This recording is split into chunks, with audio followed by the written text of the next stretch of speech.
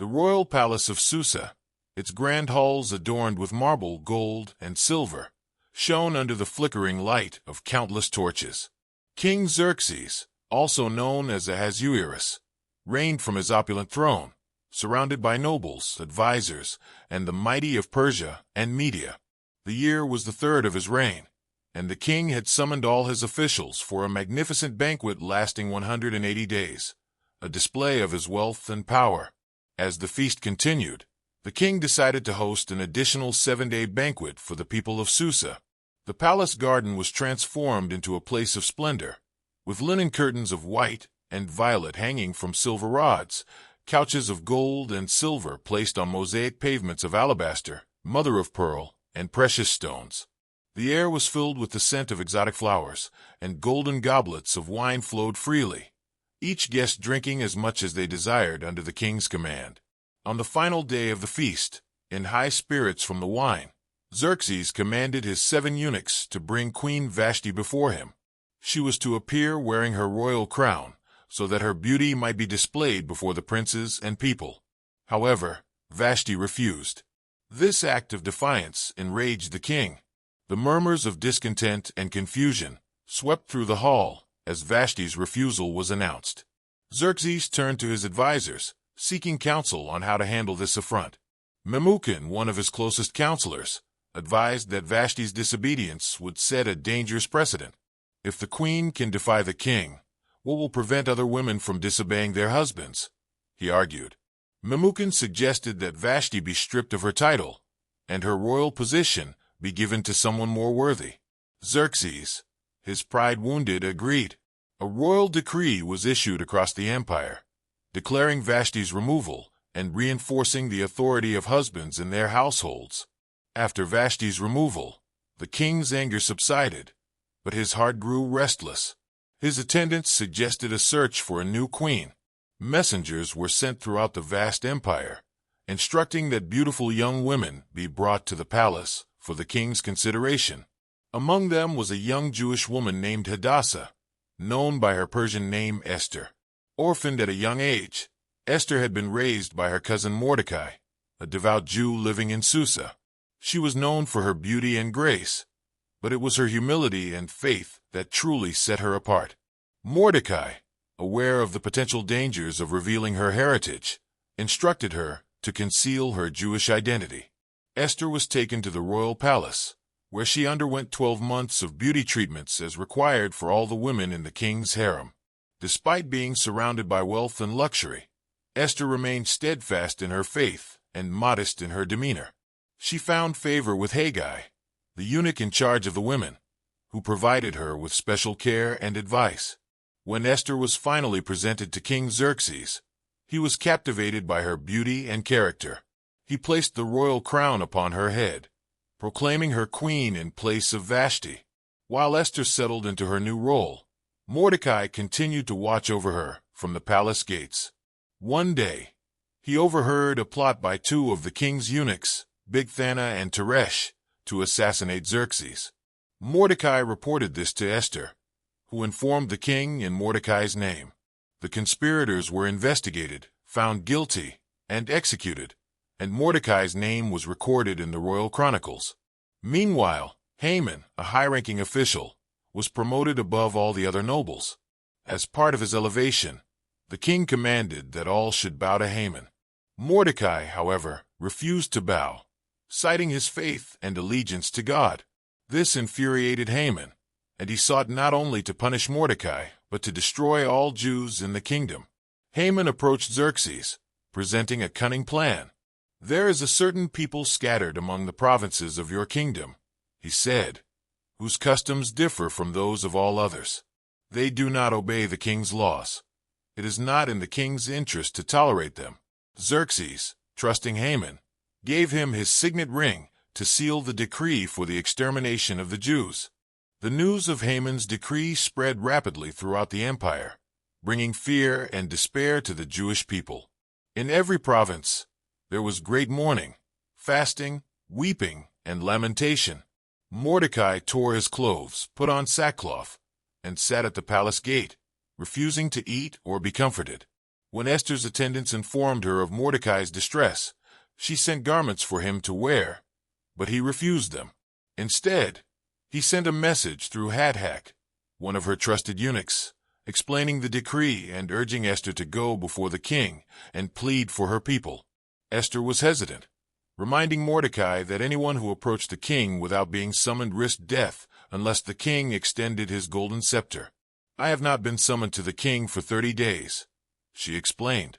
Mordecai's response was firm and filled with faith. "Do not think that because you are in the king's house you alone will escape. For if you remain silent at this time, relief and deliverance for the Jews will arise from another place. But you and your family will perish. And who knows, but that you have come to your royal position for such a time as this." Esther, moved by Mordecai's words, resolved to act. "Go, gather all the Jews in Susa, and fast for me. Do not eat or drink for 3 days, night or day. I and my attendants will fast as you do. When this is done, I will go to the king, even though it is against the law. And if I perish, I perish." On the 3rd day, Esther dressed in her royal robes and entered the inner court of the palace, her heart pounding. The hall was vast and intimidating, with the king seated on his throne, surrounded by guards and advisors. As she stood in the doorway, waiting for the king's reaction, a heavy silence filled the court. Xerxes looked up and saw Esther standing in the distance. For a moment, time seemed to freeze. Then he extended his golden scepter toward her, signaling his favor. Esther approached, her relief barely hidden, and touched the tip of the scepter. "What is it, Queen Esther? What is your request?" "Even up to half the kingdom, it will be given to you," Xerxes said.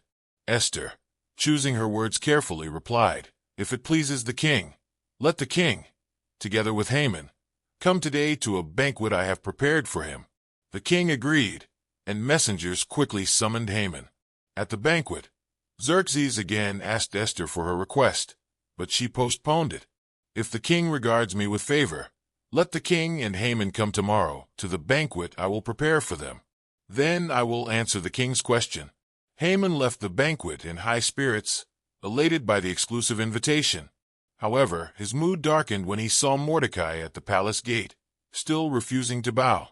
Enraged, Haman returned home and gathered his wife, Zeresh, and his friends. "Everything I have means nothing as long as I see that Jew Mordecai sitting at the king's gate," Haman fumed.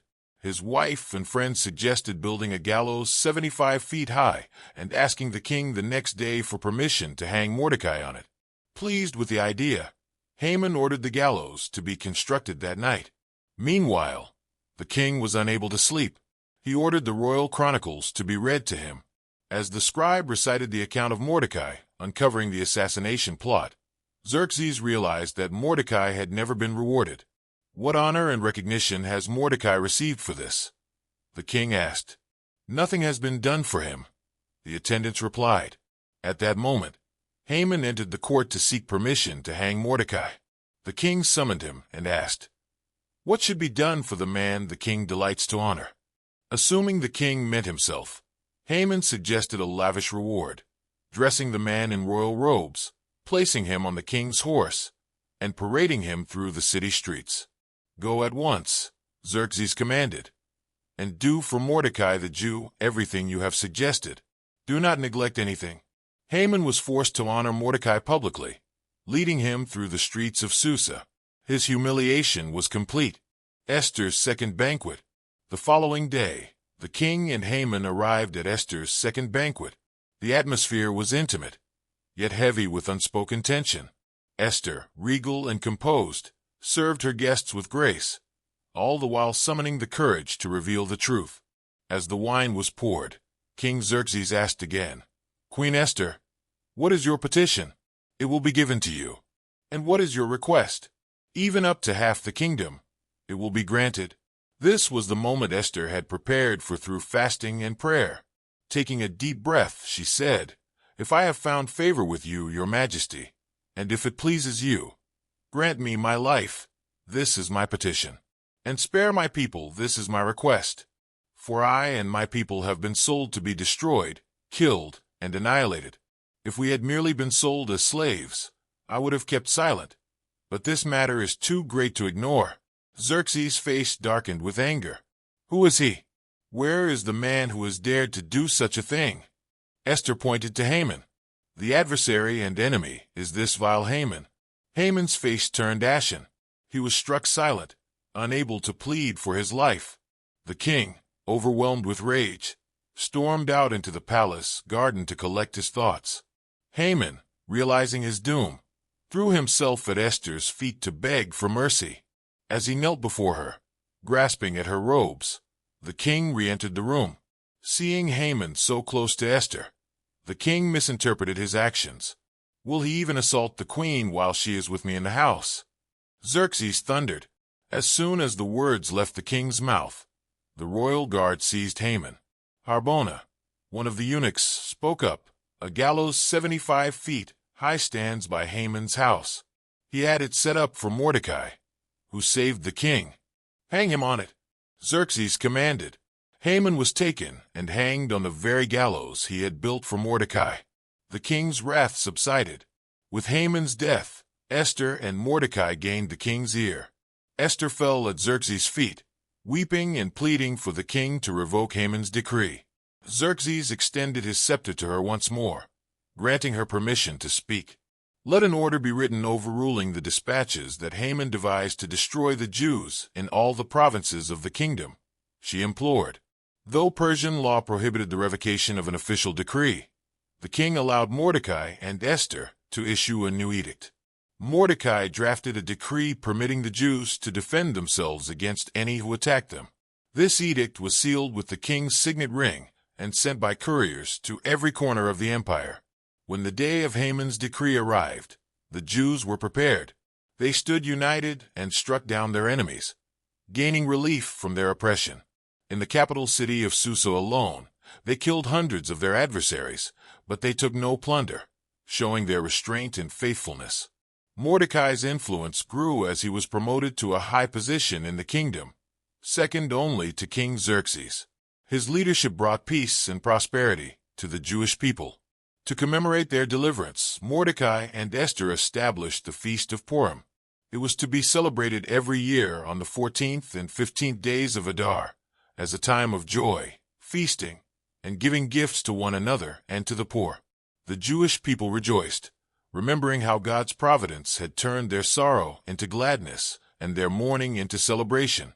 The story of Esther, Mordecai, and the courageous deliverance of their people was passed down through generations, a testament to God's faithfulness and the power of obedience and faith. The story of Esther is a powerful reminder of God's providence and sovereignty. Though his name is never mentioned explicitly in the book of Esther, his hand is evident in every twist and turn of the narrative. Esther's bravery and Mordecai's faith demonstrate how ordinary people, through obedience and trust in God, can become instruments of his divine plan. The events of Esther's life challenge us to consider our own, such a time as this moment's, where we are called to stand boldly for what is right, trusting that God's purposes will prevail even in the face of adversity. The story of Esther did not end with the triumph of the Jewish people over Haman's wicked scheme.